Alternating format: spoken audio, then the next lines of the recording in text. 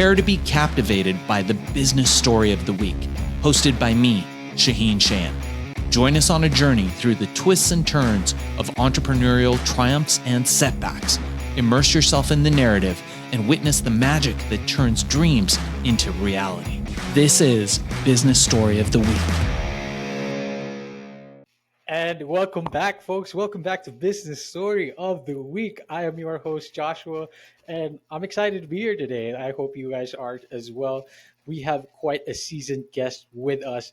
I'm always, you guys know me. I'm always very interested when it comes to guests who are also athletes in their own regard. They do both, right? This brains and the bronze and business, all three B's together. And Simon is a quite the example of that. Simon Calver is a seasoned tech executive and investor. He has held leadership roles in companies like Unilever, Pepsi, Dell, before transitioning to tech, where he served as a COO of Riverdeep and CEO of Lovefilm, which was later acquired by Amazon. Simon has also been involved in venture funding, chairing companies like Moo.com and chemistdirect.co.uk. He has a track record of successful turnarounds, including Mothercare PTC, and has chaired boards like Fenwick and supported companies like Doctor Care Anywhere through IPOs. I could go on. Like, I'm going to lose breath with all the stuff that Simon has done today. But more than that, he has also rode 3,000 miles in the transatlantic road. We are going to talk about all of that today. Simon, thank you for being on the show. How are you doing? It's a real pleasure to be here, and thank you very much for the very kind introduction. I'm excited. I'm excited, Simon, because you have had a long tenure. You have had a massive, storied career, so to speak. But let's start at the beginning of your journey. I always like to start it that way. How did your experience in blue chip companies like Unilever, Pepsi, um, how did that come about? But more than that, if we go back way back, have you ever known since you were a kid that you were going to be a big tech executive?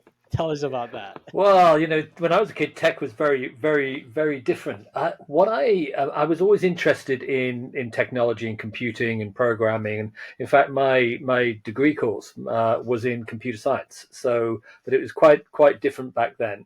And actually, getting the family business was supermarkets, right? My grandfather was a great entrepreneur. He set them up. He worked in different things. So I was, from my early years, I was involved in stores, in retail, in brands, and I think that just got into the blood. And so when it came to sort of larger companies, the Unilevers, the PepsiCos, etc., it just felt like a natural extension of what I've always done. And in many Wow. ways, during that time, I parked my tech experience, right, and I Okay. carried on, the family DNA. But it was always there, right? The chip was humming, Mhm, and I just came mhm. back to it. And through getting involved in Dell, getting back to understanding, the sort of the model. But I think my approach is much more tech as a business model, and as a model to satisfy customer and Yes. consumer demand and needs, right? Rather than Mhm. tech for tech's sake, right? Precisely. I'm not a deep tech programmer, right? But I Uh-huh. am someone Uh-huh. who thinks about the consumer in every sort of scenario that I've been through. And I love how you said the chip has always been humming. We could probably say the blue chip has always been humming with all these companies that you've been involved with. How did your approach with leadership and strategy, business strategy? Because you said that you've always been into tech for not for tech's sake, but tech as a business, as building it up. You transitioned to big blue chip companies into tech startups. Talk to us a bit about that and how much more fulfilling, and why did you transition to something like that? Um, it's an interesting thought. So what I found from the large companies you talked about, the blue chips, was, how they approach talent, how they approach people, how they approached, performance management and things like that. Which when you're a large organization, you just need to do incredibly well. right? Absolutely. And I Yeah. think that laid a great foundation for me. I got to understand Yes. businesses from a supply chain to a finance and all those other. Yes. And then what I was able to do is almost condense that experience when it came to Yeah. startups, because when you do a startup, you got to do everything. Right, I Yes. remember at Love Everything. Film in the early days changing the toilet seat, right, because nobody else was going to do it, right. Oh So wow. you do, so actually having that broad experience, having that broad exposure to business was great. I found when I moved into the early stage startup world, but it's as Hmm. much about attitude, I think, as well. It's about being prepared to roll up your sleeves, get involved in Absolutely. things, and actually speak to customers, understand what's going on. And I suppose that's where my early DNA came from. And that's very interesting how you said, because it does take a different kind of individual. You got to be pretty crazy to get into entrepreneurship, into tech startups. And that is, many of our audiences are like that. And it's always interesting to peer into the minds of how much craziness or how much resilience you really need, because you talked about rolling up your sleeve and being willing to get into that. Could you talk to us a little bit about your first experiences on tech startups? What were the things that stood up for you, and what were the things that stayed memorable and help you, well, basically shape the rest of your startup journey up until today? Right. Well, when I suppose my first Dell was hardly a startup, right? It was a multi-billion organization Mm-hmm. when I got involved in it. But the pace of decision making I found exciting, right? The adrenaline, Right. that came from that. Then I got involved in a San Francisco-based company and moved up to Novato, and it was in the educational technology Right. space, and ran that, and that was fascinating in terms of you weren't constrained by opportunity, right? You could say, look, if a Right. partnership here is going to work in those areas, and that I found particularly exciting. And I suppose coming from a more commercial, larger company background, I was able to deploy some of that learning through, and Of again course. that pace of decision making. And I think what we all get involved in as early stage entrepreneurs is we love the way decisions are made. We love the way that we Yeah. just need to challenge ourselves constantly on Yes. thinking about things. And I think that's the discipline that came from some of the larger companies that I was able to put into tech startups. That's wonderful. Is there a particular startup that stands out? I think the earliest one where I sort of went in as got involved as chief executive was Love Film in the Yes, UK. precisely. So we Precisely. I ran a business called Video Island, and there were Hmm. two major players in the UK. The other was Love Hmm. Film, and one of my VCs, Index Ventures, who I think are one of the best VCs sort of globally, and Danny Reimer there introduced me to Reed Hastings at Netflix. So I flew over to Right. the West Coast again, met up with Reed, and I asked Reed to Right. put. We were on our halfway through our first bottle of wine, and I sort of asked him the question, which is, what are you thinking internationally? What do you want to do? Hmm. And he Hmm. said, Hmm. well, as far as the UK is concerned, maybe I'll wait to see what happens between Love Film and Video Island, and maybe. Yes. And literally on the flight back to the UK, I wrote the business plan to merge our two businesses Whoa. together. And I went to the Wow. board of Film, and we ended up merging the businesses to create the ultimate winner in Europe, because we'd merged some Yep. that actually meant over time that we were the main player, right? And we learned a Wow. lot from Of what course. Netflix were doing, but we also learned a lot to how we approached streaming, how we approached sort of Yes. video playback and things, and we built, I think, a really good business, and ultimately Wow. that meant as part of that agreement, as part of the process we went through, we ended up acquiring Amazon's business. That itself is There you go. another long story. And then ultimately, Absolutely. Amazon bought us out in 2011, and we formed a large part of the Prime Video technology you see today. That is very cool, and of course, I wanted to hear it straight from you and to tell us that story. I understand this. There were a lot of challenges, right, faced during that period. Um, Particularly perhaps navigating the global financial crisis as well, securing investments, dealing with competitions, authorities, uh, including stuff like you've experienced later on, which are navigating mergers. All of this can be complex. How did you weather through all of that, and what lessons have you learned from these experiences? So I think what was really important for me, running a startup, running a scale up business is never easy, right? And as a chief Absolutely. executive or a founder, whatever, it's also quite a lonely place to Hmm. be, right? And Hmm. you, so the first thing is all about the team you build around you, right? The Of family. I course. mean, we became a family at Love Film, and we bickered and argued like a family would argue. I remember Yes. Yes. one meeting we had where the chief marketing officer sort of ran out of the room, said, "All right, I've had enough of this discussion," and opened the door and ran out. I shut the door behind him, and then he realised 2 minutes later that he'd walked into a cupboard and shut the door behind him. Right, so we were all able to have a laugh about it and move on. But what you have to build is you have to build trust in your team. Of You have to course. build trust around you, and actually, Hmm. where the team's not working, you have to make swift action, right? And you have to There take we it. go. People issues don't improve with age. My experience Of would course. be, and the earlier you make a move on as someone that's just not working, I think it's better. But you build your own resilience by having the right people around you to help you and advise you in that. And they could be your own executive team, or they could be Of a course. board, or they could be There we actually go. just a coach or an advisor, right? Which is why I now There we spend go. a lot of my time coaching founders and entrepreneurs, just because it's great to be part of that journey as well. But you've got to have a thick skin. Hmm. You've got to Uh-huh. believe in the direction you want to go. You've got to have a Right. single-minded goal that you want to try and Hmm. achieve, Yes. and bring a team with you. Um, There you go. while I was at PepsiCo, we had this leadership model, which still sticks with me today, which is the Hmm. three things a leader needs to do well. They need to do the right thing. Are they Do the right thing. identifying what they're doing? Do it the right Uh-huh. way. Operate with Uh-huh. integrity, belief, and There you passion. go. And finally, are you bringing people with you? And what There you go. happens, I think, in a startup is that sometimes the pace that you're moving at, you need to bring the rest of the organization and make sure you're achieving the goals by everybody working together. Simon, I love that. I love how you said, first of all, um, bringing people with you, but I also like you build resilience with the right people. Because if that isn't the sort of recipe to success, you don't succeed on your own, right? Having the right people surrounding you, telling you what you need to hear, not just yes men. These are the makings of great organizations, great teams, and that is because we enrich each other, we work together, and we uplift what's missing in each other. I love that.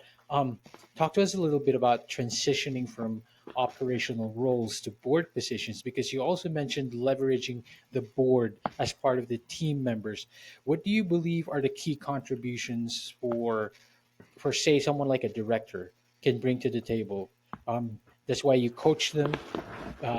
Maybe you mediate between management, investor boards. What does this? How does this process look like, especially when you're coaching executives and corporates like them? So I think the key thing to think about when you're growing is what is the right stage to build the talent around the board table as much as it is around the executive Oh team. wow, interesting. Right, and what you need to do, what are the skills for success that you need to have as Right. a business, right? At Love Film, for Uh huh. example, we needed to understand how TV channels and stations were thinking about streaming. So we brought a non-exec director in Dawn Airy, who was really experienced in that area, and she added huge value to us in terms of our future strategy, right? So Wow. you can fill out some of the gaps. I think the relationship that a founder has with the chair of the board is really important, right? Uh huh. In terms of just having that trust and dynamic together, where you can work together on what the issues are. And I've Yes. often found that having an independent person between an investor director roles and There between the you go. executive team, right? I think what's really important when you get investors, especially institutional investors, they Hmm. make their money not when they put money in, but when they take money out. That's how they make their Ah. money, right? Yes. As a founder, you get your money when they put money in, right? So Hmm. there's often Hmm. a disparity between how you think about what's it. Their goal is to get money out eventually, and you've got to work with that. And sometimes that can cause conflict and differences between management teams or founders and between investor directors. And actually having someone independent. I mean, I had a great chairman in Charles Garassa at Love Film. And what he was able to do is sometimes have the difficult conversations for me while I was getting on and running the business. And I think Yes. surrounding yourself with people that can help. I mean, George Coelho, Boulderton, ex Benchmark, a great VC, helped me at times get the VCs around the table aligned behind our exit Yes. strategy. So played a role for me, and use people in those Interesting. roles to help you, because it's very easy to get distracted with lots of Of course. ideas of the day that can distract you from what you're trying to Of do. course.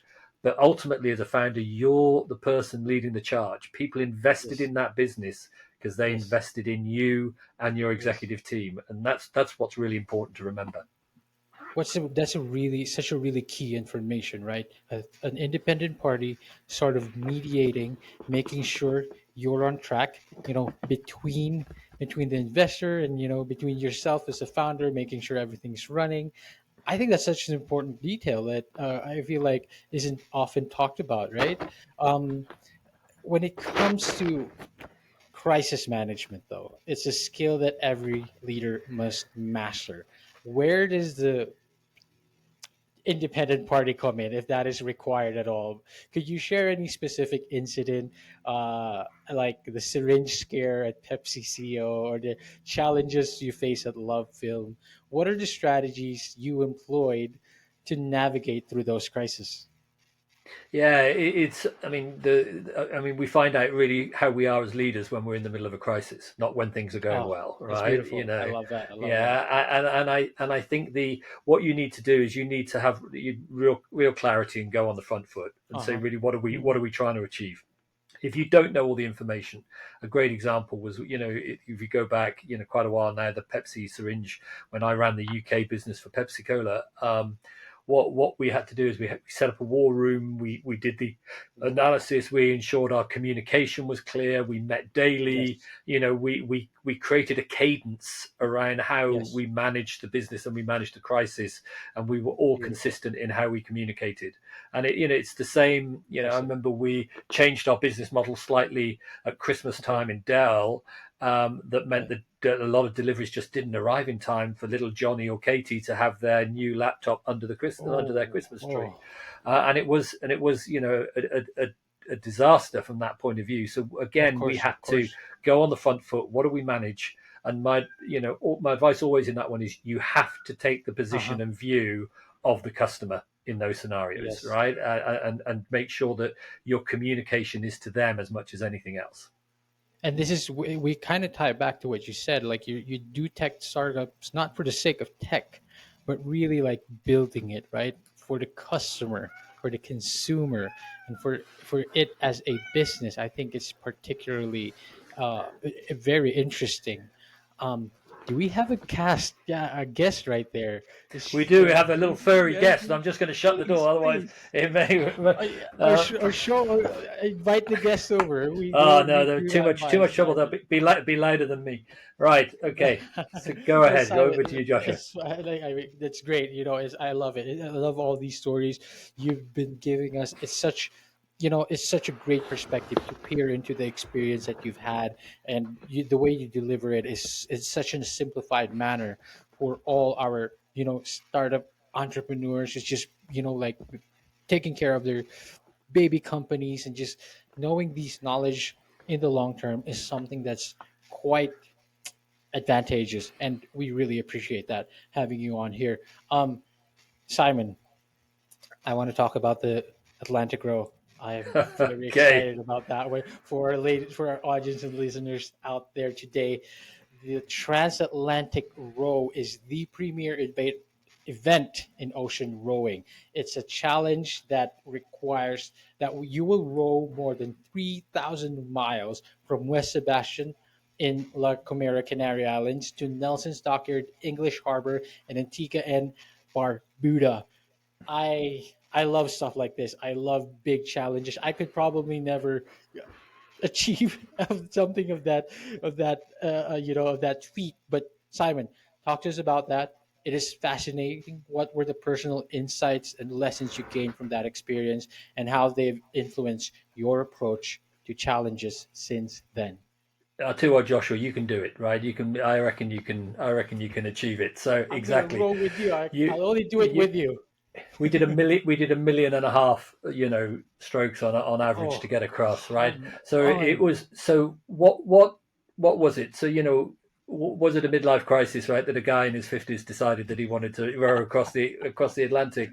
I found out so much about myself and my personal resilience and how Right. deep you can pull. I mean, at times it was Mm-hmm. brutal. We were in a 25-foot boat in storms, right? Mm-hmm. And Mm-hmm. and the nearest person to us at times was 50 miles up in the International Space Station. Oh. Right, there was two of us that did it, and you do 2 hours on and 2 hours off. So you row. Oh. I never slept for more than an hour and 20 minutes for 51 days. Right, that's how long it took us Oh my to get out, God. across. And what did I find? Right, the first thing is you have more depth of resilience than you ever believe you have. Yes. Right, and you can call on it, and Unbelievable. I've called on it, interestingly, in meetings and board meetings and executive situations where you just believe, this is difficult, this is hard, but we can crack it. And there is something unifying and simplifying about having one goal, and our one goal was to get to Antigua safely, and it takes Okay. politics out of it. There's times when my rowing partner was struggling or I was struggling, and it just took politics out of it. It took anger out of it, and it gave you real clarity around what you needed to do. Whether that be, we're going to stop doing this, we're going to re-engineer how we do it, Yes. and is it going to Yes. help us get to Antigua safely, right? And we asked ourselves the question. And at business, sometimes at La Film or Mothercare, whatever, it would be, is this going to move the business forward? Yes or no? Yes. And if the answer is no, don't do it, and you focus on it. So that was, I think, one of my key learnings that came out of it, the simplicity and power of a simple goal. Power. The other thing that was really fascinating was Uh-huh. the fact that you stay in the present all the time. It's about execution, Wow. right? Yes. You can Yes. overthink strategy, right? It's not about what happened yesterday. It's not about what happened tomorrow, right? It's about where you are, what you're doing, how hard you're pulling. Are you, is the boat okay? Is the maintenance okay? Have you eaten enough? All those things. And staying in the present means you can be so much more effective. And many times in business, we get distracted by either the past or the future. And if you can combine, what I think is that, amazing sort of synergy around clarity of goal, staying in the present and executing it. And I've seen and helped and talked to people about how to get there. I think you Mhm. can achieve so much more in business and quicker. That is, it's just fascinating. It's a fascinating feat. It's a fascinating story. Never slept more than 2 hours for 51 days while you were out at sea. How, come on, that's just like, was there a certain point, because I understand this is a little bit off tangent. I'm still talking about the rowing. Yeah. Was there a point where it felt, I understand you start hallucinating if you don't have enough sleep. How do you overcome that? Because you're in the middle of the sea, you're rowing, you're talking, and you have conflict, you have tension with your team, and then you still have to figure out what needs to get done. What was that like? Tell us a bit more, Simon. Well, hallucinations catch you off guard, and I did. I had some hallucinations where I don't know. One stage, I rode past a major sort of, I don't know, New York hotel, and I wanted to pop in for a coffee, but Oh, and what? but clearly it wasn't there, or reach down for food that's not Oh, there. So, but you do that, but actually there is something about, you've got to keep focused on the basics, doing the basics well. You've yes, got to have enough food, you've got to have enough rest. yes, You can't row for more yes, than 2 hours, because then there isn't enough rest that will enable you to row yes, for 2 hours again. And it's just yes, keeping at it, working yes, through it, and just driving yourself forward is fascinating. And it's the same in business, right? You hit hiccups, you hit storms, you hit issues, and you've just got to, right, what's going to make the difference here? What's going to solve the problem? Get my head down and just work through it with the team that I have. And then when you come through the other side and you get a bit of wind and you get a bit of nice waves behind you, and you suddenly go from 2 knots to 6 knots or 8 knots, and you feel you're like the opening sequence of Hawaii 5-0, right? It feels amazing. But yes. yeah, it's a great feeling, and it's a great achievement. But I think to this day, I don't consider that I rode the Atlantic.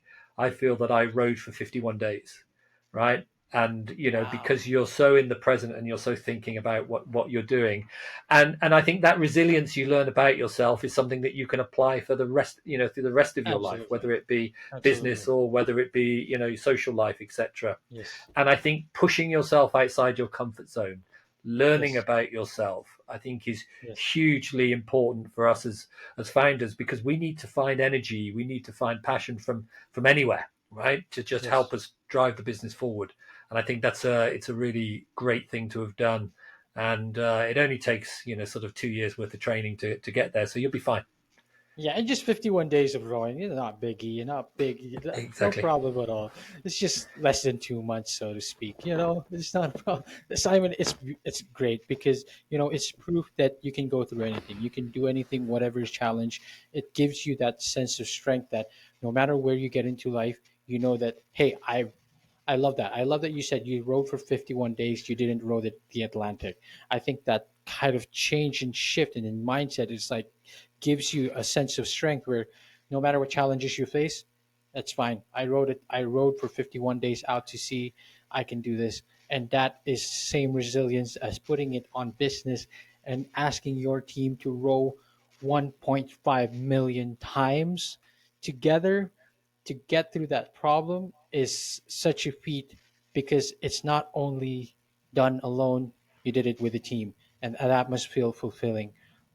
Simon, given your extensive background now in mentoring and coaching, you've been involved in various ventures from post after Love Film.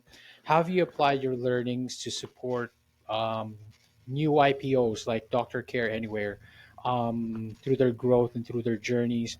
How have you now applied this? And yeah, with your mentoring and your coaching, how does that look like today? Yeah, so there's two things you got to get right. You've got to get the business side right, and you've got to get that Of humming, course. but you've also got to get yourself right. I mean, think about yourself. The founder as an athlete in their own job, right? They need Yes. recovery time, they need space, they need capacity, they need support. Through it, either on business issues or their own issues. When our own social side of life is not humming and not moving, in the right direction, it impacts the rest of it. So you Yes. need to think about how to work through business issues, and that's where a good coach or Yes. board can help you. But also you've got to think about yourself through that journey as well, and Yes. ensure that you give yourself capacity and time. And that's where I spend an awful lot of my time working with founders and coaches, just helping them on that balance, getting the business strategy right as well as getting the personal strategy right between them, so that when you get those two together, as I said earlier, use the expression, you got a real symbiotic, opportunity. Symbiotic. And then that's when you get exponential growth in yourself, in your learning, and ultimately in the business. And you take people with you, which is the most rewarding part. You take them with you, you take them through success, and they take them with you. They take you with them as much as you do them as well. It's that's a symbiotic relationship right there. It's beautiful. It's quite a journey. It's quite a story to tell to anybody. Simon, as we wrap this up, I always ask this question, and I love this. What does the future look like for Simon Calver? What are your future aspirations? What, And how what, do you see yourself mentoring, more yeah. coaches, Well, startups? that's a great part of my future. But I think we never stop learning, right? I never There you stop go. learning. Every person I coach, every business I get involved with, I learn something else, and then I apply it. I try and process it, and then I try and think, how can I put that back? How can I sort of Yeah. add that back to my life? I also have kids that are just turning teens at the moment. They keep me focused, right? And Yes. and Yes. sometimes a good bit of coaching, not parenting, right, can help them as well. And so I'm genuinely excited by the future. I'm genuinely excited for what I can do. And as long as I'm continuing to learn and push myself, try new things and challenge new things, I think I'll be happy and live a good full life. How about another transatlantic row? I'm done. The rows are the oars are hung up, right? Besides which, I don't think my kids would ever speak to me again if I suggested I was going to do that. Oh my goodness! Well, that is does sound like a one and done thing, and it's an impressive feat. As much as impressive as your successes with all these companies and all these extensive experiences in coaching and mentoring that you've done now. And it's an inspiration that someone like you continues to say that we never stop learning. We're always going to grow. We're always going to, you know, take people with us basically along the ride, hopefully. Right, Simon? Great, of course, yeah, absolutely. And again, Simon, I'd like to give this opportunity. Where can we find you? Where can we connect with you? Where can we know the latest with Simon? And please let our audiences know and our listeners as well. Yeah, well, I'm. You can find me on LinkedIn, and I'm deeply involved in that. You can also find me, sort of on online as well. But reach out to Simon Calver. Calforce is the name of my company, and please feel free to reach out and have conversations. Look forward to speaking to you all, and good luck in your own journeys. Right, be resilient, Of believe in course, yourself, and push hard. I love that. Resilience is something that I have always wanted to work on with myself. It is a continuous process, as much as you have proven as you shared today, Simon. Thank you so much for being on the show. Is there anything else you would like to share to the audience to wrap this up? Well, no, just enjoy it, right? We get one chance at it, right? And push yourself, challenge yourself. I mean, I was fortunate early in my career that I learned many different things in large companies, and that I was able to apply those. So never stop challenging yourself or learning yourself and reading the latest book, or Harvard Business Review or whatever, just to try and get things going. And I think that's, I mean, just business is so exciting, right? When it goes well and works well, and you work with a great team. That's fantastic. Simon, thank you so much for your time. Thank you so much for your wisdom. Thank you so much for being on here on the show. Pleasure, real pleasure. And to all our audience and listeners out there, see you on the next one. All right, so here's the thing. We try to get a little bit better every day, but we can't do it without you. So if you like the video, make sure to like and subscribe below. And if you have any comments, just leave them in the space under.